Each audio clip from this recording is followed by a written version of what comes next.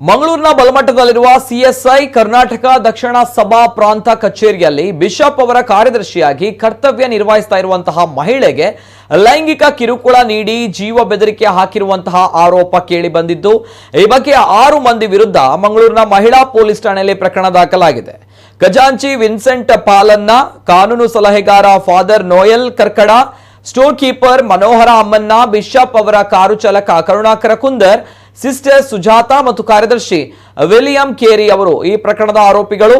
ಖಜಾಂಚಿ ವಿನ್ಸೆಂಟ್ ಪಾಲನ್ನ 4 ವರ್ಷಗಳಿಂದ ದೈಹಿಕ ಮತ್ತು ಮಾನಸಿಕ ಕಿರುಕುಳ ನೀಡಿ ಕೆಲಸದಿಂದ ತೆಗೆಯಲು ಪ್ರಯತ್ನಿಸ್ತಾ ಇದ್ದು ಮಾನಭಂಗ ಮಾಡಿದ್ದಾರೆ. ಕಾನೂನು ಸಲಹೆಗಾರ ಫಾದರ್ ನೋಯಲ್ ಕರ್ಕಡ ಅವರು 2022ರ ಆಗಸ್ಟ್ 19ರಂದು ಮಾನಭಂಗ ಎಸಗಿದ್ದಲ್ಲದೆ ಮೊಬೈಲ್ನಲ್ಲಿ ಅಶ್ಲೀಲ ವಿಡಿಯೋ ನೋಡುವಂತೆ ಬಲವಂತ ಮಾಡಿದ್ದಾರೆ. ಸ್ಟೋರ್ ಕೀಪರ್ ಮನೋಹರ ಅಮ್ಮನ್ನ ಮತ್ತು ಬಿಷಪ್ ಅವರ ಕಾರು ಚಾಲಕ ಕರುಣಾಕರ ಕುಂದರ್ ಹಿಂಬಾಲಿಸಿ ಅವಾಚ್ಯ ಶಬ್ದಗಳಿಂದ ಬೈದಿದ್ದಾರೆ. ಸಿಸ್ಟರ್ ಸುಜಾತಾ ಮತ್ತು ಕಾರ್ಯದರ್ಶಿ ವಿಲಿಯಂ ಕೇರಿ ಅವರು ಕೂಡ ಅವಾಚ್ಯವಾಗಿ ಬೈದಿದ್ದಾರೆ ಎಂದು ದೂರುದಾರ ಮಹಿಳೆ ಆರೋಪಿಸಿದ್ದಾರೆ. ಆರೋಪಿಗಳು ಪ್ರಭಾವಶಾಲಿಗಳಾಗಿದ್ದು ಬೆದರಿಸಿರುವುದರಿಂದ ಇದುವರೆಗೆ ದೂರು ನೀಡಿರಲಿಲ್ಲ ಎಂದು ಮಹಿಳೆ ತಿಳಿಸಿದ್ದಾಳೆ. ಸಂತ್ರಸ್ತ ಮಹಿಳೆ ಮೈಸೂರಿನ ಒಡನಾಡಿ ಸಂಸ್ಥೆಯ ಸಹಕಾರದಿಂದ ಮಹಿಳಾ ಪೊಲೀಸ್ ಠಾಣೆಯಲ್ಲಿ ಪ್ರಕರಣ ದಾಖಲಿಸಿದ್ದಾರೆ. ಇಂದು ಸಿಎಸ್ಐ ಕರ್ನಾಟಕ ದಕ್ಷಿಣ ಸಭಾ ಪ್ರಾಂತದ ಉಪಾಧ್ಯಕ್ಷ, ಕಾರ್ಯದರ್ಶಿ, ಕೋಶಾಧಿಕಾರಿ ಹುದ್ದೆಗೆ ಮತ್ತು ಉಪ ಸಮಿತಿಗಳಿಗೆ ಚುನಾವಣೆ ನಡೆದಿದ್ದು, ಆರೋಪಿ ಸ್ಥಾನದಲ್ಲಿರುವ ವಿನ್ಸೆಂಟ್ ಪಾಲನ್ನ ಅವರು ಸ್ಪರ್ಧಿಸಿದ್ದಾರೆ. ಅವರನ್ನ ಪೊಲೀಸರು ಈ ಹಿಂದೆಯೇ ಬಂಧಿಸಬೇಕಿತ್ತು, ಆದರೆ ಇನ್ನೂ ಬಂಧಿಸಲಿಲ್ಲಬೇಕೇ ಎಂದು ಮಹಿಳೆ ಪ್ರಶ್ನಿಸಿದ್ದಾರೆ. ಚರ್ಚ್ನ ಸದಸ್ಯ ವಾಮಂಜೂರಿನ ಅಲ್ಫ್ರೆಡ್ ಅವರು ಈ ಮಹಿಳೆಯನ್ನ ಬೆಂಬಲಿಸಿ ಆರೋಪಿಗಳನ್ನ ಕೂಡಲೇ ಬಂಧಿಸಬೇಕೆಂದು ಒತ್ತಾಯಿಸಿದ್ದಾರೆ.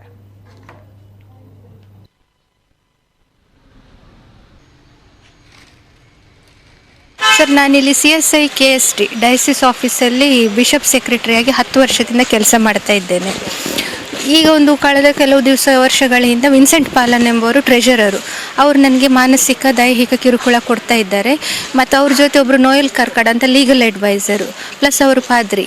ಇಷ್ಟು ಮಂದಿ ಮೇಲೆ ನಾವು ಈಗ ಕಳೆದ 1 ವರ್ಷದಿಂದ ಅವರು ನನಗೆ ತುಂಬ ಹಿಂಸೆ ಕೊಟ್ಟು ನನ್ನನ್ನು ಕೋಣೆಯಿಂದ ಹೊರಗೆ ಹಾಕಿ 200 ದಿವಸಗಳಿಂದ ನನ್ನ ರೂಮಿಂದ ಹೊರಗೆ ಕೂತಿದ್ದೇನೆ.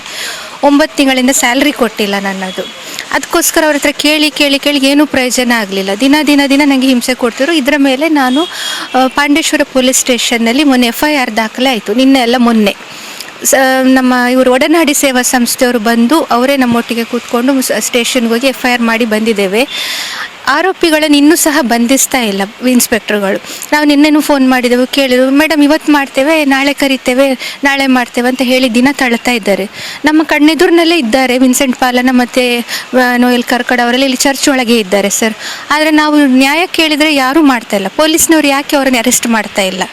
ನಾವು ಯಾರ ಹತ್ರ ಹೋಗಬೇಕು? ಹೆಣ್ಮಕ್ಕಳಾಗಿ ನಮ್ಮ ಮೇಲೆ ಇಷ್ಟೊಂದು ದೌರ್ಜನ್ಯ ಮಾಡುವಾಗ ಇನ್ಸ್ಪೆಕ್ಟರ್ಗಳು ಅವರನ್ನು ಪ್ರೊಟೆಕ್ಟ್ ಮಾಡಿ ಕೂತಿದ್ದಾರೆ ಇಲ್ಲಿ. ಯಾರ ಹತ್ರ ಹೋದರೂ ಸಹ ಆಯ್ತು ಇವತ್ತು ಮಾಡ್ತೇವೆ, ನಾಳೆ ಮಾಡ್ತೇವೆ ಅಂತ ಹೇಳಿ 2 ದಿನ ಆಯ್ತು. ಈಗ 2 ದಿನ ಆಗ್ತದೆ. ಇವತ್ತು ರಾತ್ರಿಗಾದರೆ FIR ಆಗಿ ವಿದಿನ್ 24 ಅವರ್ಸ್ ಅವರನ್ನು ಅರೆಸ್ಟ್ ಮಾಡಿ ಕಸ್ಟಡಿಗೆ ತಗೊಂಡು ಆಮೇಲೆ ಅವರು ಅದರ ಬಗ್ಗೆ ವಿಚಾರಣೆ ಮಾಡಬೇಕು ವಿನಃ ಅವರನ್ನು ಒಳಗೆ ಕೂತ್ಕೊಳಿಸಿಕೊಂಡು ಆರೋಪಿಗಳನ್ನು ಇವರು ಪ್ರೊಟೆಕ್ಟ್ ಮಾಡ್ತಾ ಇದ್ದಾರಲ್ಲ ಸರ್, ಇದು ಯಾವ ನ್ಯಾಯ? ಯಾವಾಗ ನಮಗೆ ನ್ಯಾಯ ಸಿಗ್ತದೆ? ಹಿಂದಿನ ಬಿಷಪ್ರು ಇರುವ ಟೈಮ್ ಅವ್ರು ಹೋದ ಮೇಲೆ 1 ವರ್ಷ ಬಿಷಪ್ರು ಇರಲಿಲ್ಲ ನಮ್ಮ ಡಯಾಸಿಸಲ್ಲಿ. ಆಗ ಈ ವಿನ್ಸೆಂಟ್ ಪಾಲನ್ ಎಂಬುವರೇ ತಾನೇ ಅಧಿಕಾರ ವಹಿಸಿಕೊಂಡು ನಮ್ಮ ಮೇಲೆ ಡಿಕ್ಟೇಟರ್ಶಿಪ್, ಅವ್ನು ಮಾಡೋ ಎಲ್ಲ ದೌರ್ಜನ್ಯಗಳನ್ನು ಸಹಿಸ್ಕೊಳ್ಬೇಕಾಯ್ತು. ನಾವು ಹೇಳಲಿಕ್ಕೆ ಯಾರೂ ಇರಲಿಲ್ಲ. ಅದಕ್ಕೋಸ್ಕರ ಮೊನ್ನೆ ನಾನು ಒಡನಾಡಿ ಸೇವಾ ಸಂಸ್ಥೆಯವರು ಬಂದು 3 ವಾರದಿಂದ ಅವರು ಫಾಲೋಅಪ್ ಮಾಡ್ತಾ ಇದ್ದಾರೆ. ಈಗ FIR ಆಗಿದೆ, ಅವರನ್ನು ಅರೆಸ್ಟ್ ಮಾಡ್ತಾ ಇಲ್ಲ. ನಾವು ಯಾರ ಹತ್ರ ಹೋಗಬೇಕು? ನ್ಯಾಯ ಯಾರ ಹತ್ರ ಕೇಳಬೇಕು ಸರ್? ನಾವು ಡಯಾಸಿಸ್ ಆಫೀಸಲ್ಲಿ ಕೆಲಸ ಮಾಡುತ್ತಿರುವಂಥ ಶ್ರೀಮತಿ ರೇಷ್ಮಾ ಎಂಬವರನ್ನು ವಿನಾಕಾರಣ ಯಾವುದೇ ರೀತಿಯ ನೋಟಿಸ್ ಕೊಡದೆ, ಯಾವುದೇ ರೀತಿಯ ಡಿಸಿಪ್ಲಿನರಿ ಆ್ಯಕ್ಷನ್ಗಳನ್ನು ಮಾಡದೆ ಏಕಾಏಕಿ ಸುಮಾರು 200 ದಿವಸ ಅಷ್ಟು ಅವರ ಆಫೀಸಿಂದ ಹೊರಗೆ ಹಾಕಿದ್ದಾರೆ. ಆ ಬಗ್ಗೆ ಅವರು ಇಷ್ಟವರೆಗೆ ತಮ್ಮ ತಾಳ್ಮೆಯನ್ನು ವಹಿಸಿಕೊಂಡು ತನಗೆ ನ್ಯಾಯ ದೊರಕಿಸಿಕೊಡಬಹುದು ಎಂಬ ಉದ್ದೇಶದಿಂದ ಇದುವರೆಗೆ ಕಾಯ್ದಿದ್ದಾರೆ. ಕೊನೆಗೆ ಅವರು ಕಾನೂನು ಕ್ರಮವನ್ನು ಕೈಗೊಳ್ಳಬೇಕಾಯಿತು. ಆ ಮೂಲಕ ಅವರು ತನಗೆ ನ್ಯಾಯ ಸಿಕ್ಕಬಹುದು ಎಂಬ ಒಂದು ಆಶೆಯನ್ನು ಇಟ್ಕೊಂಡಿದ್ದಾರೆ. ನಿನ್ನೆ ದಿವಸದಲ್ಲಿ ಅವರು ಪೊಲೀಸ್ ಕಂಪ್ಲೇಂಟ್ ಮಾಡಿದ್ದಾರೆ.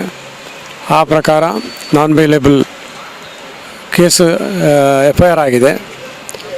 ಆರೋಪಿಗಳಾದಂಥ ಶ್ರೀ ವಿನ್ಸೆಂಟ್ ಪಾಲನ್ನ ಮತ್ತು ನೋಯಲ್ ಕರ್ಕಡ ಇವರುಗಳ ಮೇಲೆ ಕಾನೂನು ಕ್ರಮ ಕೈಗೊಳ್ಳದೆ ಅವರು ಇಂದು ನಡೆಯುವಂಥ ಡಯಾಸಿಸನ್ ಇಲೆಕ್ಷನ್ ಇದರಲ್ಲಿ ಪಾಲ್ಗಾರರಾಗಿ ತಮ್ಮ ಸ್ವ ಇಚ್ಛೆಯಿಂದ ನ್ಯಾಯವನ್ನು ಬದಿಗಿರಿಸಿ ತಮ್ಮ ಕೆಲಸಗಳನ್ನು ಮಾಡ್ತಾ ಇದ್ದಾರೆ.